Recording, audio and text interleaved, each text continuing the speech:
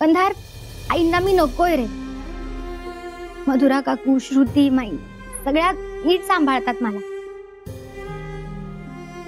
पण जर आईंनाच मी इथे नको असेल तर मी इथे कशी थांबू? पण मला हे घर सोडून जायचं नाहीये दिशा. मला तरी कुठे जायचं होतं रे माझं घर सोडून. पण मी आलेच ना तुझ्यासाठी. गंधार, मी आई बाबांना सोडून फक्त तुझ्यावर विश्वास ठेवून तुझ्याशी लग्न केलं रे. फक्त आणि फक्त तुला प्रायोरिटी दिली. गंधार, मला माहितीये आई बाबांपासून दूर राहून काय होतं, त्यांची किती आठवण येते. आणि म्हणूनच मला तुझ्या आईपासून तुला दूर करायचं नाहीये. मग मी काय करू रे तुझ्याशिवाय? मला इथे कोणीच नाही. मी तुझ्याशिवाय हे घर एकटी कसं सोडून जाऊ रे? मी आले ना एकदा तुझ्यासाठी, आता तू चल ना माझ्या बरोबर. दिशा, हा काय पोरखेळ आहे का ग?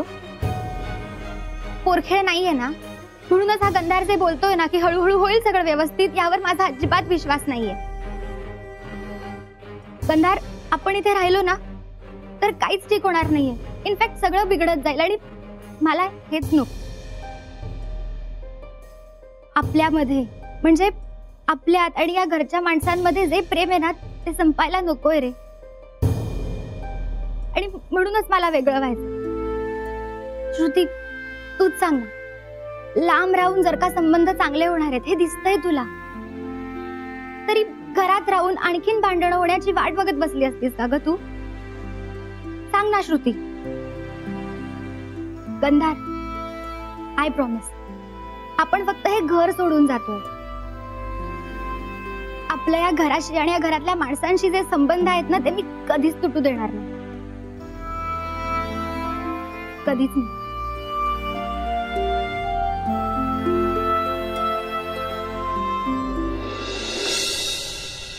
सोडायलाच तयार नाही.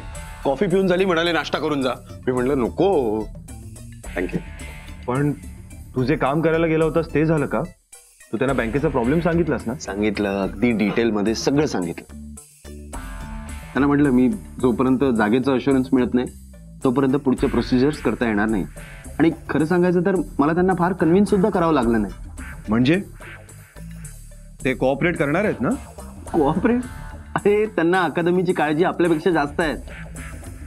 ते म्हणाले काही झालं तरी अकादमीचं काम थांबायला नको. अरे मग ते जे म्हणाले होते की निवडणुका झाल्यानंतर होईल वगैरे, ते तेव्हा जस्ट बोलले होते रे. पण जेव्हा मी त्यांना हे सगळे प्रॉब्लेम सांगितले तेव्हा एक्झॅक्टली उलट रिॲक्ट झाले.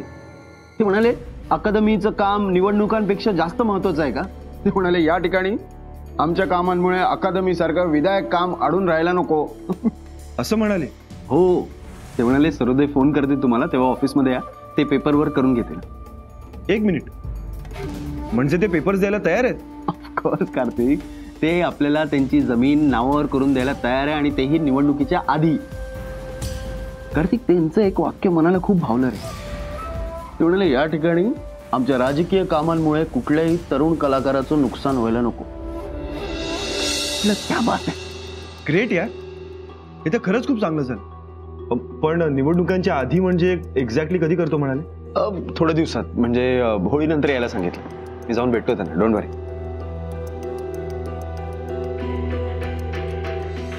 ओके. बरं झालं मी एकटं गेलो म्हणून लवकर सोडलं तरी मला. तू असलं असतं तर अजून 2-3 तास बसवलं असतं. बदल आपलं काम झालंय म्हणून समज.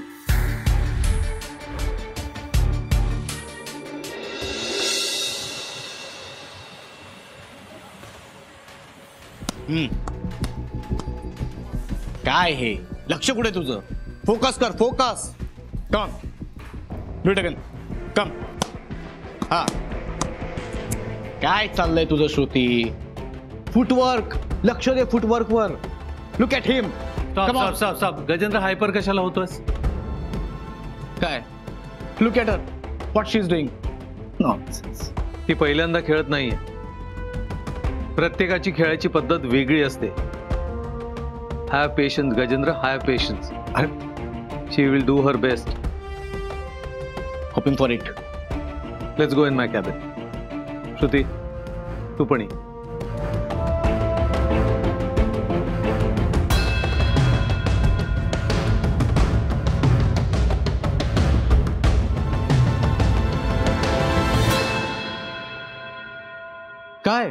ठीक आहेस ना तू? लक्ष नाही का गेम मध्ये तुझं? अगं मग प्रॉब्लेम काय आहे? तुझ्याकडून इतक्या बेसिक चुका होतेच कशा? तर आज ज्या काही चुका झाल्या त्या त्या व्हायलाच नको होत्या. त्या चुका मुळात व्हायलाच नको होत्या. See Shruti, I really admire you as a boxer. तू एक गिफ्टेड प्लेअर आहेस. तुझ्यासारख्या गिफ्टेड प्लेअर कडनं या इतक्या बेसिक चुकांची मला मुळीच अपेक्षा नाही. गजेंद्र रिलॅक्स. इतकं रिॲक्ट करायची गरज नाही. श्रुती अशी प्लेअर नाहीये. आज तिचं काहीतरी गणित चुकलंय. We may say it's a bad day for her. नाही सर, चूक माझी आहे. मी जर आपल्या क्लबकडनं डिस्ट्रिक्टची मॅच खेळत असते तर बॅड डेचं कारण नसते देऊ शकले. करेक्ट आहे, टोटली करेक्ट आहे. तुझ्याकडून एकही चूक व्हायला नकोय. ते आपल्याला परवडणारं नाहीये. I think she is got the point. अरे हो, पण मला सांगावं लागेलच ना. आफ्टर ती माझ्या क्लबकडून खेळतीये. श्रुती, तू चुका करत नाहीस हे मला माहिती.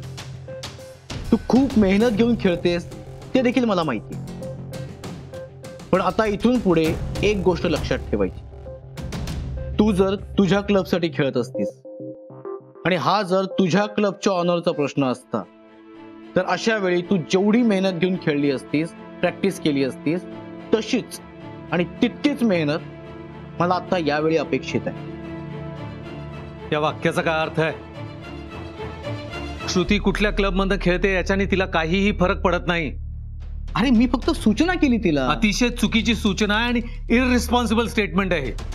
पण आता तू का चिडतोयस? तुझे टॉन्ट्स माझे प्लेयर्स ऐकून घेणार नाहीत. आपलं आधीच ठरलं होतं की तू तुझ्या क्लबचं फक्त नाव देतोयस. प्रॅक्टिसमध्ये तुझा काही से नसेल तरी सुद्धा तू आलास, मी काही बोललो नाही. तू उगाच माझ्या प्लेअरवर ओरडलास. उगाच नाही, ती चुकली म्हणून ओरडलो. तरी सुद्धा तू तिला बोलू शकत नाहीस. तू काय तिचा कोच नाहीयेस. तू फक्त तुझ्या क्लबचं नाव देतोयस. तिला बोलण्याचा अधिकार तुला नाहीये. Chill Sam, hold on. काही झालं तरी आता ती माझ्या क्लबला रिप्रेझेंट करणार आहे. So it just a spontaneous reaction. तुझी स्पॉन्टेनिटी संपली असेल ना तर मी काय सांगतो ना ते नीट ऐक. माझ्या प्लेयरसाठी त्यांचा गेम, त्यांची मॅच याच्यापेक्षा महत्वाचं दुसरं काही नाहीये. ना कोणाचं नाव, ना कोणाचा ego. Is that clear? Clear.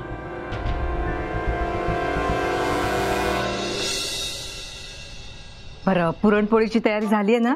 हो, पुरण तयार आहे. 4:30 नंतर पोळ्या करायला घेऊया. ठीक आहे. चला, आमची काय काय कामं आहेत सांगा पटापट. अरे खास होळीची कामं करायला म्हणून बँकेतनं अर्धा दिवस घेऊन आलोय लवकर घरी. या, जरा या. शांत बसा ना, आता जेवण झालंय ना. अरे शांत काय बसा, काम काय विचारलं तर शांत बसा. शांत बसलो की म्हणायचं काय काय कामं करायचे तुम्ही कधी विचारत सुद्धा नाही. काय भाई, काय प्रॉब्लेम आहे तुझा? सांगते सगळं. हा काका जरा आलोच. हा अरे आत्ता कुठे?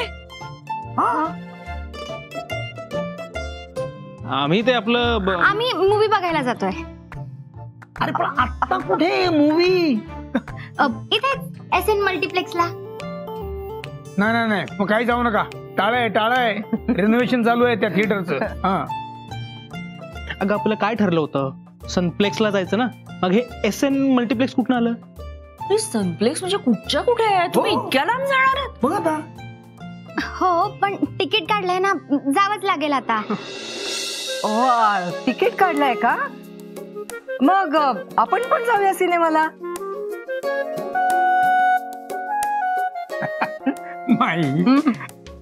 प्रायव्हसी हवी असेल त्या ना. तू थांब जरा. अरे आपण जरा दुसरीकडे बसू ना, एवढं काय त्यात. जाऊ, नंतर जाऊ आपण. हा, चेहरा पडला बघ तिचा. नाही काका, आपण जाऊ ना सगळे नंतर कधीतरी. हा. चला, म्हणजे होळीच्या कामातला माझा एक पार्टनर कमी झाला म्हणायचा. हा? आता काय त्या आमच्या घरातल्या पेईंग गेस्टला तर काय सांगू शकत नाही काही. अगं बे, पेईंग गेस्ट कोण? कोण काय, आमचे सुपुत्र, यांचे थोरले बंधू. बरं हे बघा, तुम्ही दोघं होळी पेटायच्या वेळेला तरी घरी या. हा, नाहीतर मग फिल्म नंतर डिनर, डिनर नंतर लॉंग ड्राईव्ह, मग असं काही नको. या घरी वेळेवर. नाही नाही, आमचं काम पटकन होईल. काम? अगं सिनेमाला चाललायत ना तुम्ही, मग काम काय त्यात? नाही नाही, आम्ही फक्त फिल्मलाच जातोय. आम्ही येऊ लवकर. चल चल गंधार चल. आम्ही आलोच.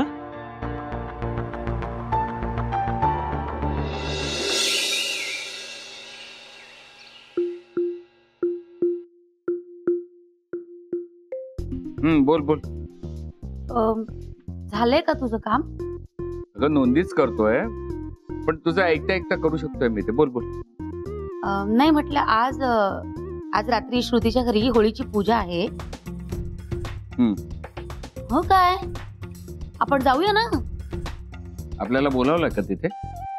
दादा, अरे माईंच्या घरी जायचंय. हो मग? दादा, अरे तुला कधीपासून आमंत्रणाची गरज पडली त्या घरी जायला? माझी तब्येत फारशी बरी नाहीये, तू जाऊन. चांगलं ठणठणीत तर आहेस. काय झालं तुला अचानक? अगं मला धुराचा त्रास होतो. कारण सांगतोय?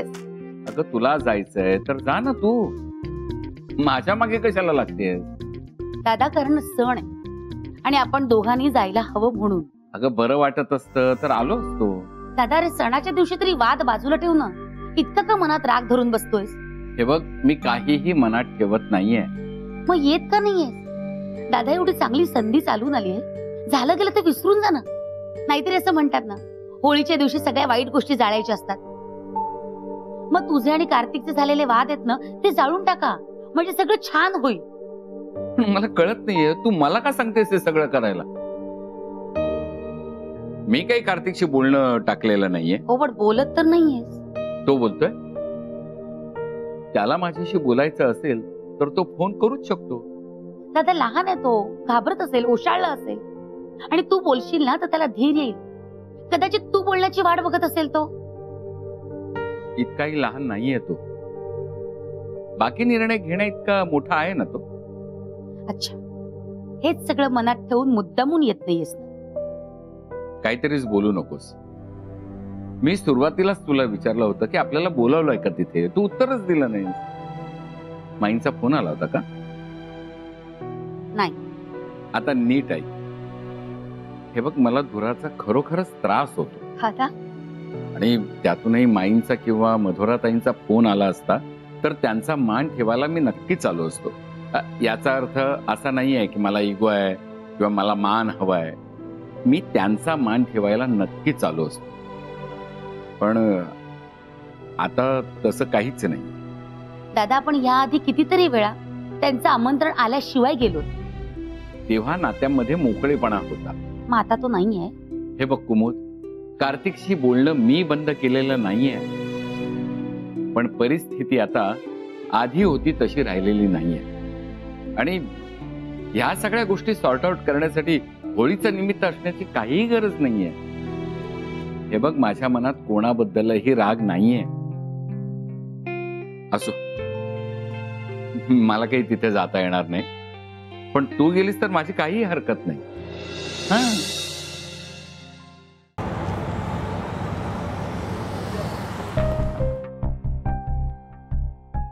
मला असं वाटतंय की आता आपण घरी काही सांगायला नको. अरे, तुम्ही कुठे बाहेर निघालात वाटतं? नाही, आम्ही जाऊन आलोय. ऍक्च्युली घर बघायला गेलेलो. मस्त आहे घर, फक्त एरिया जरा कमी आहे. म्हणजे फायनल झालं का? नाही, अजून ठरलं नाही ग काही. श्रुती, आम्ही अजून घरातल्यांना काहीच सांगितलं नाही आणि सांगणारही नाहीये. तुलाच पहिल्यांदा सांगावंसं वाटलं. वा, छान.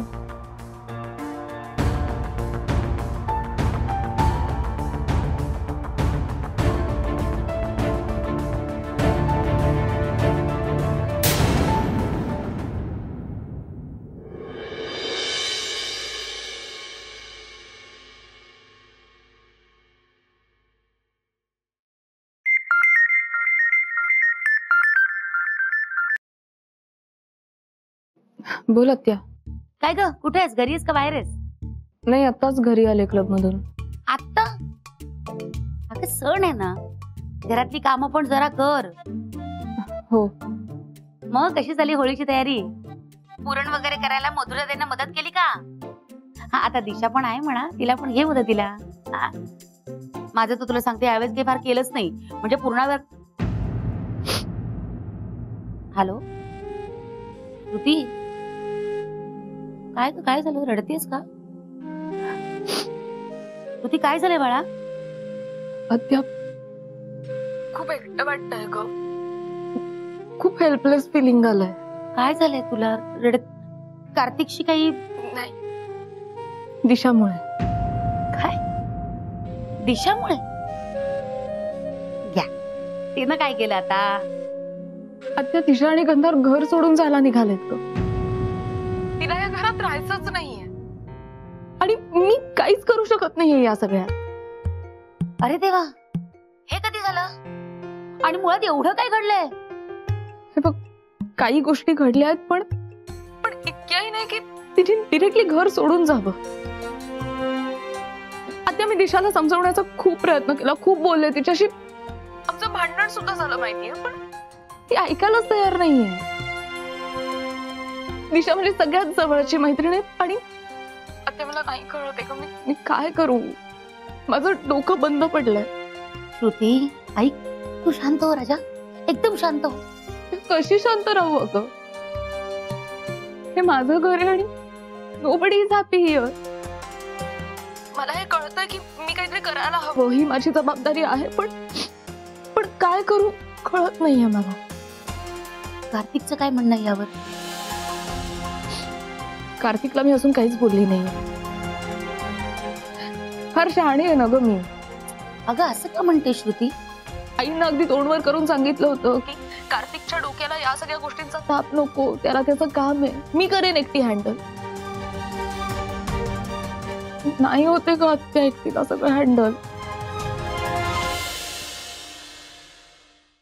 आईनं अगदी तोंडवर करून सांगितलं होतं की कार्तिकच्या डोक्याला या सगळ्या गोष्टींचा ताप नको, त्याला त्याचं काम आहे, मी करेन एकटी हँडल. नाही होते का आत्या एकटीला सगळं हँडल? अगं श्रुती, एवढी स्ट्रॉंग मुलगी तू फायटिंग वगैरे करणारी, एवढ्याशा कारणावरनं रडतेच कसली? आधी रडणं थांबव, एकदम बंद. आता मी काय सांगते ना ते ऐक. श्रुती, अगं तू लहान आहेस बाळा, अजून खरंच लहान आहेस तू.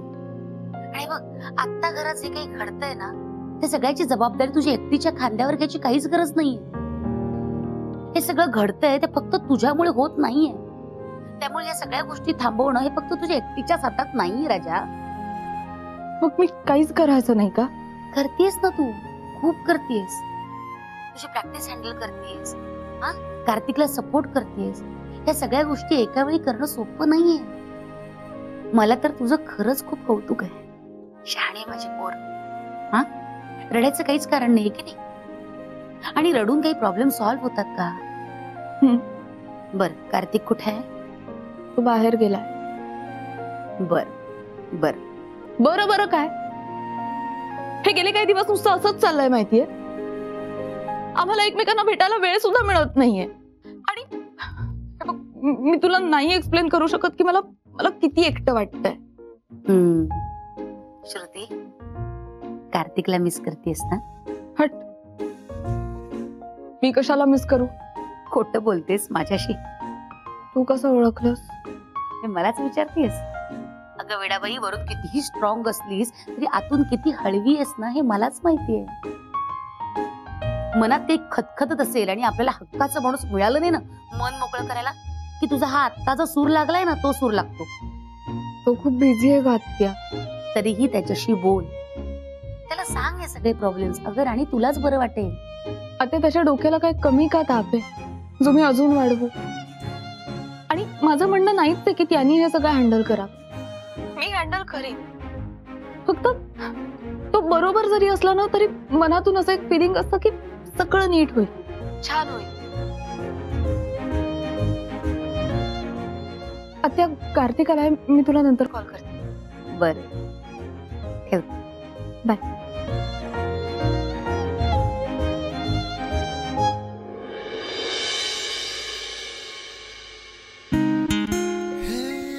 होतं? लवकर आलास आज? बरं झालं ना की थोडं उशिरा यायला हवं होतं, म्हणजे आणखी घट्ट मिठी मिळाली असती. गप्प बस. माझ्या बायको बरोबरची माझी पहिली होळी आहे, असं कसं मिस करेन मी? बरं 1 मिनिट दे मला. नाही, थांब बसाच. श्रुती अगं 1 मिनिट दे. कशाला? तो पवन थांबलाय बाहेर, त्याला एक डॉक्युमेंट द्यायचे. काही डॉक्युमेंट वगैरे द्यायचं नाही, तू इथेच थांबायचंय असंच. बर.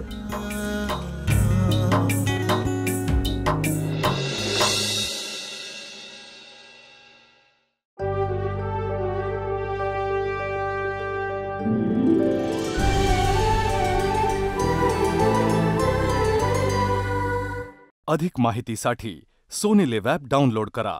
Sony LIV, we live to entertain.